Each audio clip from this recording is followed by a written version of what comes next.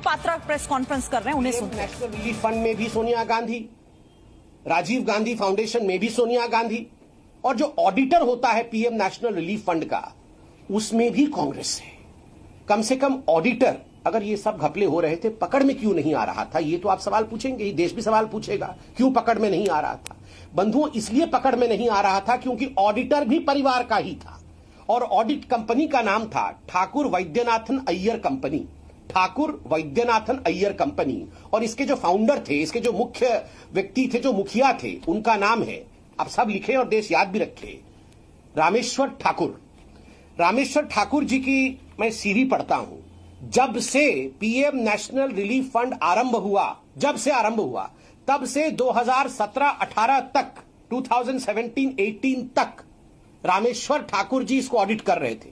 आप जानते हैं मित्रों, ये कंपनीज एक्ट कहती है कि पीएम नेशनल रिलीफ फंड का जो ऑडिटर होगा वो प्रत्येक 3 वर्षों में बदलना चाहिए। Every 3 years you have to change the auditor. मगर यहां कांग्रेस पार्टी के कारनामे को देखिए, उनके निर्भयता को देखिए। भ्रष्टाचार भी कर रहे हैं और निर्भयता से भ्रष्टाचार कर रहे हैं। कोई भय नहीं है, क्योंकि उनको लगता था ये देश तो उनके परिवार का है। मां बेटे को लगता था ये तो हमारा ही है, सब कुछ हम ही ले रहे हैं, तो इसलिए कोई डर नहीं है। कानून को ताक में रख के नेहरू जी के समय से लेकर राहुल के समय तक ऑडिटर नहीं बदला गया। 3-3 साल में बदलना चाहिए, ये कानून है। ऑडिटर रामेश्वर ठाकुर ही रहे। अब मैं रामेश्वर ठाकुर जी के विषय में बता देता हूं वो कौन थे। रामेश्वर ठाकुर जी का सीवी सुनिए। वो कांग्रेस के पॉलिटिशियन थे। वो कांग्रेस के द्वारा पहली बार मनोनीत हुए राज्यसभा में अप्रैल 1984 टू मार्च 1990। ये जो कालखंड था, कांग्रेस ने उन्हें राज्यसभा भेजा। फिर पुनः उन्हें राज्यसभा भेजा गया कांग्रेस द्वारा अप्रैल 1990 टू मार्च 1996। 2 बार राज्यसभा में गए। उसके बाद union minister of finance, revenue and rural development and parliamentary affairs from June 1991 up to December 1994। सोचिए, ऑडिटर थे वो पीएम नेशनल रिलीफ फंड के, और वो union minister of finance, revenue थे। ये सब चल रहा था कांग्रेस के समय में। Appointed to governor of Odisha on 17 November 2004। 2004 में गवर्नर बन गए, ऑडिटर थे तब भी वो।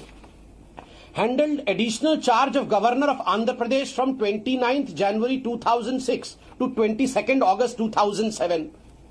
आंध्र प्रदेश के भी गवर्नर बने। Appointed the 15th governor of Karnataka on 21 August 2007 and governor of Madhya Pradesh from 2009 to 2011। 4 राज्यों के गवर्नर बने, राज्यपाल बने, union minister of finance, revenue बने, पार्लियामेंट्री अफेयर्स मिनिस्टर, 2 बार राज्यसभा। और ये वो व्यक्ति है जिसके अंतर्गत पीएम नेशनल रिलीफ फंड का ऑडिशन रखा हुआ था कि ये ऑडिटर है उसके।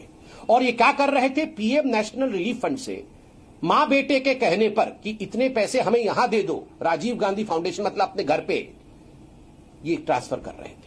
ये इस प्रकार का पूरा कारनामा चल रहा था। This modus operandi is not new. आप जानते हैं नेशनल हेराल्ड केस में, जिसमें मां बेटे दोनों ही बेल पे बाहर हैं, 5,000 करोड़ रुपए का गबन किया था मां बेटे ने, और इसके कारण किस प्रकार की फटकार उनको कोर्ट से पड़ी थी वो आपने देखा था, और दोनों आज बेल पे बाहर है। ठीक इसी प्रकार का मॉडस ऑपरेंडाई था।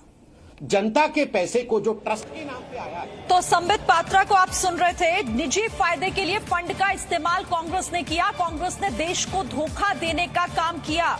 बीजेपी प्रवक्ता संबित पात्रा ने कांग्रेस पर, जिसका जेपी नड्डा भी जिक्र कर रहे थे, उसी पर वो प्रेस कॉन्फ्रेंस कर रहे थे, और उन्होंने बताया कि 3 साल तक ऑडिटर नहीं बदला गया, जो कि बदलना चाहिए था। निजी फायदे के लिए फंड का इस्तेमाल सीधे तौर पर यहां कांग्रेस ने किया, और एक देश को कितना बड़ा धोखा कांग्रेस ने इसकी आड़ में दिया। कांग्रेस ने सरकारी पैसा ट्रस्ट को भेजा, सरकारी पैसे का इस्तेमाल निजी इस्तेमाल के लिए किया गया।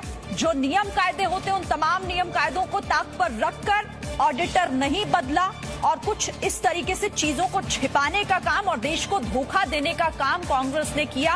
कांग्रेस ने सरकारी पैसे का कैसे बेजा इस्तेमाल किया, कैसे अपने फायदे के लिए, कांग्रेस के फायदे के लिए, खुद के फायदे के लिए, परिवार के फायदे के लिए ये इस्तेमाल किया देश की संपत्ति का।